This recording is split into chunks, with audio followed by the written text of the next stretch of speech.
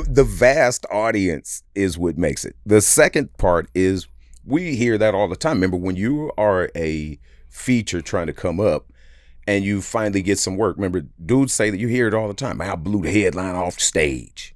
Right? Comics don't think about the difference between 25 minutes and 45 minutes, and that it's easier to be hilarious in 25 minutes than it is in 45 minutes. And you keep comparing yourself to the dude who sold the tickets. Main event. It's right. That's a non-argument. So those dudes would say those famous comedians don't want real funny people opening their show. And all of the dudes you've ever had open, they're really funny cats.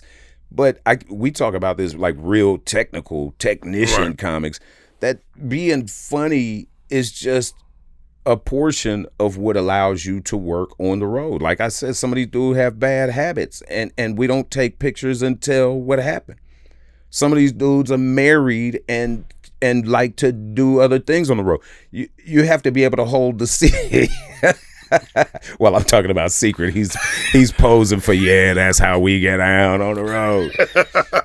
But I'm saying it's more than just the comedy. There is right. We have to be able to get along too. We're gonna be on tour for 8 months. You know what I'm saying? There has to be something other than just how we perform on stand up. But I was thinking again back to DL and them. It's painful to me because again, at not a household name, but been around all this time. You know, when you're opener, you want to be the feature. And when you're the feature, you want to be the headliner. And when you're the headliner, you want to get paid. And sometimes when you're the headliner and you see what you're dealing with crowd-wise, you want to be the feature.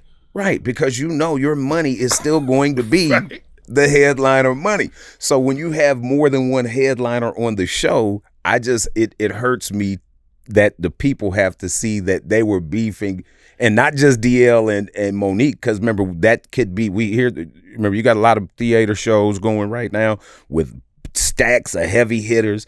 You don't want to hear about Let me ask you something, in your opinion. Mm-hmm. Do you think any of that is ego-driven?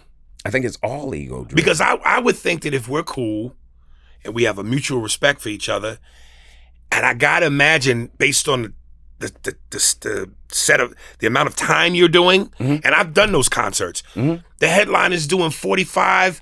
The guy before him might be doing 40.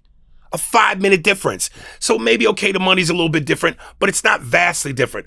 But with that, I'm thinking if we all cool and it's all good, why would you care unless you're going, I don't want to follow this motherfucker.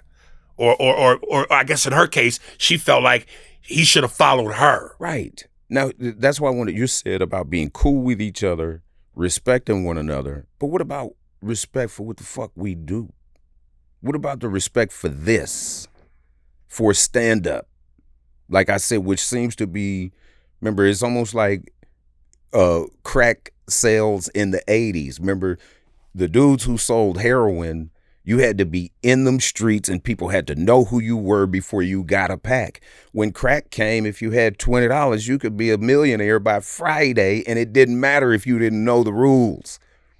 You could take a half and flip it and go back and flip it and go back and flip it. If you could, as long as you could stay out there, and that's the way comedy looks now. We've made comedy look like this thing that every Joe Schmo off the block can just come in and do. Even prior to that, I remember my first paid week, my second paid week, because my first paid week in 1993 was with Mo'Nique. My second paid week, and I won't say his name, that we're at 3 o'clock in the morning, and we used to do all 15 fucking shows. We getting paid, everybody gets cash, and my man counts that money out of Chicago.